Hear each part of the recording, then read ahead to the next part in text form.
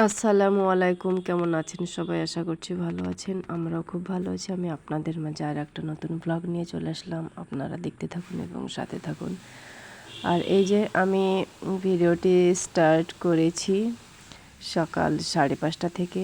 আর রাত্রে তো প্রচুর বৃষ্টি হয়েছে।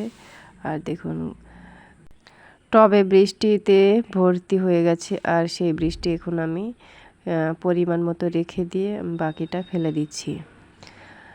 আর এই টবে বেশি অংশ পরিমাণের থেকে বেশি জল থাকলে গাছটা পচে যাওয়ার সম্ভাবনা বেশি, তাই ফেলে দিলাম। যতটুকু লাগবে ততটুকুই রেখে দিলাম। আর দেখুন গাছের শিকড়গুলো কত বড় হয়েছে। আর এই যে গাছটা আমি জলে রেখেছি, আমার খুবই ভালো লাগে গাছটা, তাই। আর এইদিকে দেখুন, এটা হচ্ছে মানি প্ল্যান্ট গাছ। মানি প্ল্যান্ট গাছটাও কত সুন্দর সতেজ, আর কত বৃষ্টি জমে আছে, দেখে খুবই ভালো লাগে মানি প্ল্যান্ট গাছ।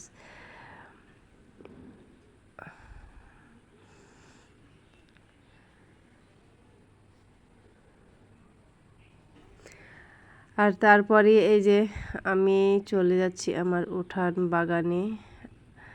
আর দেখুন উঠান বাগানে আমার একটা বড় ডাঁটা শাকের গাছ আছে। এই যে এটা গাছটা আমার খুবই ভালো লাগে দেখতে। তো আজকে কোনো তরকারি নাই, তাই আমি এই ডাঁটা শাকটা তুলে রান্না করব। আর মনে হয় যেন এটা আর একটা পাতাবাহার গাছ। এটা হচ্ছে লাল ডাঁটা শাক। এই যে তুলে নিলাম, এটা আজকে আমাদের তরকারি হয়ে যাবে। তারপরে আমি লাল ডাঁটা শাকটা মাটি লেগে আছে, তাই মাটিটা একটু ধুয়ে নেব, তাই টিউবওয়েলের পাড়ে চলে গেলাম। আর তারপরে আমি শাকটা ধুয়ে নিয়ে এসে রেখে দিলাম। আর আমি রান্নাঘরটা একটু পরিষ্কার করে নেব। আর এটা কালকে রাত্রে এই আপনাদের ভাইয়া মসুর ডালটা নিয়ে এসেছিলো, সেটা এখন আমি বয়ামে রেখে দিলাম। আর আমার ভিডিওটি যে যেখান থেকে দেখছেন, ভালো লাগলে লাইক করবেন, কমেন্ট করে আপনাদের মতামতটা জানাবেন। আর বেশি ভালো লাগলে সাবস্ক্রাইব করে পাশে থেকে যাবেন। আর এই যে আমি ডালটা রেখে দিলাম বয়ামে। আর আমি রান্নাঘরটা একটু ক্লিন করে নিচ্ছি। আর রান্নাঘরটা ক্লিন করলে আমার মনটা খুবই ফ্রেশ লাগে। আর রান্নাঘরটা আমি পরিষ্কার করে রান্না করতেও আমার ভালো লাগে, তাই রান্নাঘরটা আমি পরিষ্কার করে চলে আসলাম। এইখানে আমি দুধ চা বসিয়েছি, তবে ছেলে মেয়ে দুধ চা খেতে চাইলো। আর আজকে ছিল ছুটির দিন, শনিবার, মেয়ের স্কুল নেই, ছেলের পড়া নেই, তাই আমি এখানে দুধ চা তৈরি করে নিচ্ছি।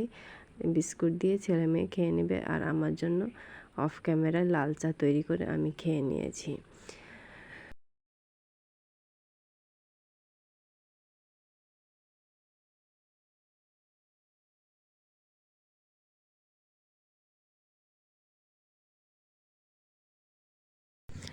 তারপরে চলে আসলাম, চা বিস্কুট খাওয়ার পর চলে আসলাম থালা বাসনগুলো এবার ক্লিন করে নেব। আর এই যে চারিদিকে শ্যাওলা হয়েছে, এটা আমি কিভাবে তুলবো বুঝতে পারছি না, কারণ আমি ব্লিচিং পাউডার দিলেই উঠে পড়ে, কিন্তু ব্লিচিং পাউডারের গন্ধ আমি সহ্য করতে পারি না, তাই এগুলো তোলা হচ্ছে না। আর এই যে এদিকে দেখুন, আমি থালা বাসনগুলো ক্লিন করে নিচ্ছি। আর তোমরা দেখতে থাকো।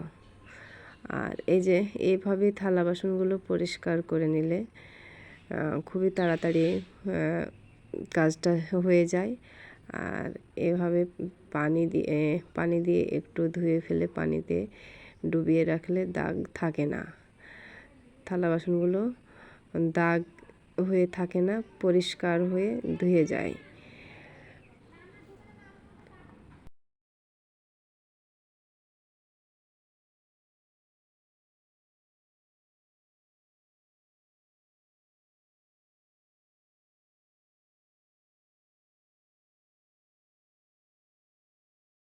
তোমাদের সাথে কথা বলতে বলতে যে থালা বাসনগুলো আমি ধুয়ে নিয়েছি।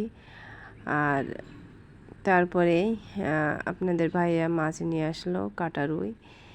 এই গামলাতেই আমি পরিষ্কার করে আঁশগুলো তুলে নেব, দিয়ে তারপরে আমি ধুয়ে নেব। আর এই যে দেখো, এগুলো হচ্ছে কাটা রুই, এতে ডিমও আছে, হয়তো জলে ডুবিয়ে রেখেছি তাই বুঝতে পারা যাচ্ছে না।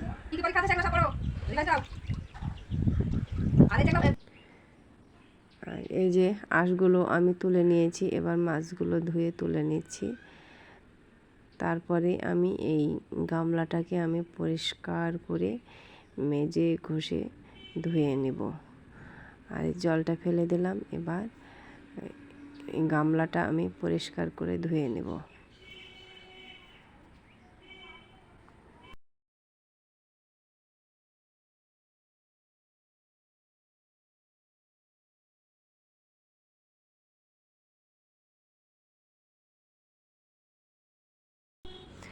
তারপরে গামলাটা আমি পরিষ্কার করে ধুয়ে নিলাম। আর এদিকে আমি এক হাঁড়ি পানি তুলে নিচ্ছি, এই পানিটা রান্নার কাজে ব্যবহার হবে।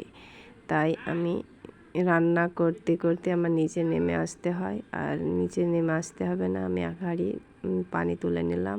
আর এই যে প্রথমে আমি আপনাদের শেয়ার করেছিলাম যে ডাঁটা শাকটা তুলে নিলাম, আর সেই ডাঁটা শাকটা এখন কেটে নিচ্ছে। দেখুন কত সুন্দর কালারটা দেখে খুবই ভালো লাগছে। গাছটা ওখানটায় ছিল তো মনে হচ্ছিল ওটা আর এক ধরনের পাতাবাহার গাছ। আর তাই আজকে ঘরে কোনো তরকারি নেই, সেই কারণে আমি এই ডাঁটা শাকটা তুলে রান্না করে নিচ্ছি। আর ডাঁটা শাকটা খেতে এত মিষ্টি ছিল, খেতে খুবই সুন্দর হয়েছে। আর নিজের বাড়ির উঠানের ডাঁটা শাক তো খেতে তো ভালো লাগবেই, এতে সার বিষ কিছু নেই। তারপরে এই যে দেখুন, আমি ডাঁটা শাকটা আমি কেটে নিয়েছি। আর এখন আমি মাছটা ধুয়ে নিয়ে আসলাম সেটাও এখন আমি ভেজে নিচ্ছি। ভেজে নিয়ে মাছটাও আমি রান্না করে নেব। আর মাছটা আমি হলুদ আর লবণ দিয়ে মেখে রেখেছিলাম, সেটা এখন ভেজে নিচ্ছি।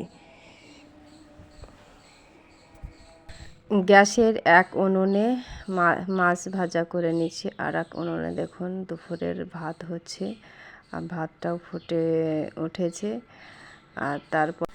আর তারপরে আমি ডাঁটা শাকটা আমি রান্না করে নেব। আজকে ডাঁটা শাক আর রুই মাছের ঝোল এটাই হবে। আর আজকের মতোই ভিডিওটি শেষ করলাম। ভালো থাকবেন, সুস্থ থাকবেন, আল্লাহ হাফেজ।